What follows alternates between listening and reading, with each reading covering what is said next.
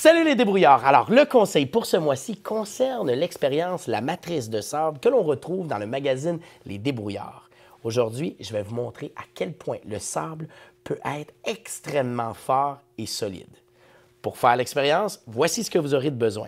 Tout d'abord, de l'eau, du sable granuleux. On appelle ça du sable pour carré de sable. Ça fait très bien le travail. Au pire, vous pouvez aussi utiliser du sable de plage. Donc, si vous allez en vacances, ramenez une petite chaudière de sable pour faire l'expérience. Une cuillère, un grand pot. Moi, j'ai choisi un pot rectangulaire qui va très bien.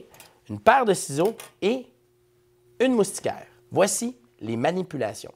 Tout d'abord, on va prendre la moustiquaire et on va découper une dizaine de petits carrés. Hey, c'est le fun, regardez ça. J'en ai coupé quelques-uns.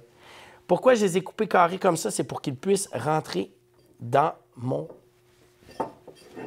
bol comme ceci. Et si je vois que ça ne rentre pas, j'ai tout simplement à redécouper le tout en enlevant un petit peu comme ça pour m'assurer que ça rentre bien à l'intérieur de mon pot rectangulaire. Et voilà. Maintenant qu'on a bien découpé nos moustiquaires et qu'ils rentrent très bien dans notre pot, on va pouvoir commencer notre expérience. Alors, on vérifie toujours. Voilà, ça rentre bien. Parfait. On peut déjà en déposer un à l'intérieur du bocal. Et on va rajouter tout simplement de l'eau dans notre sable. Et on va brasser à l'aide de la cuillère pour que le sable absorbe le plus d'eau. Très important cette étape parce qu'on ne veut pas avoir un sable qui est trop lousse. On veut un sable qui se tient. On va ajouter maintenant de l'eau à l'intérieur de notre bol de sable, comme ceci. Et on va brasser le tout pour que le sable devienne bien humide. On va jusque dans le fond.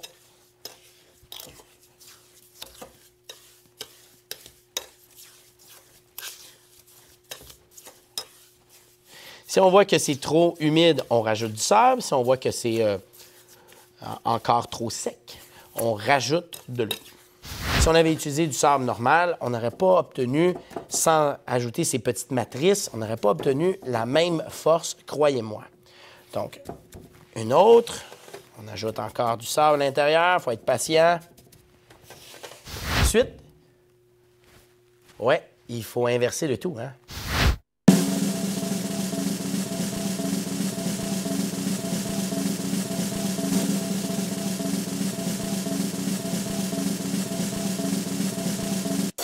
Pas toujours facile de faire notre carré de sable.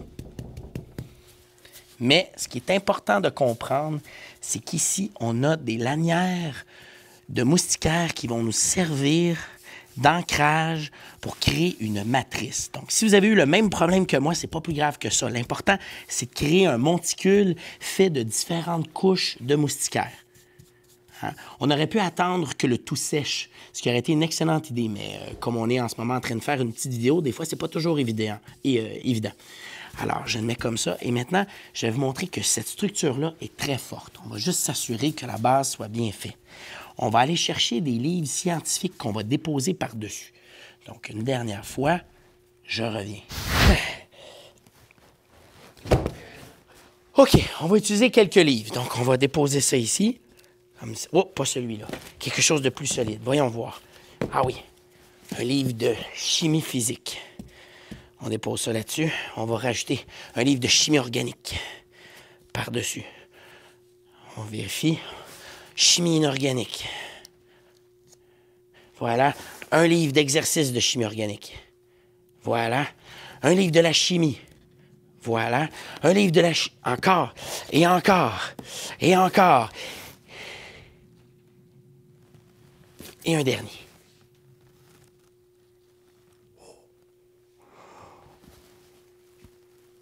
Ça tient en équilibre, mais on va l'aider un peu. Parce que l'équilibre va être risque de pencher. On va juste s'assurer de trouver le bon équilibre. Ça tient. Voilà.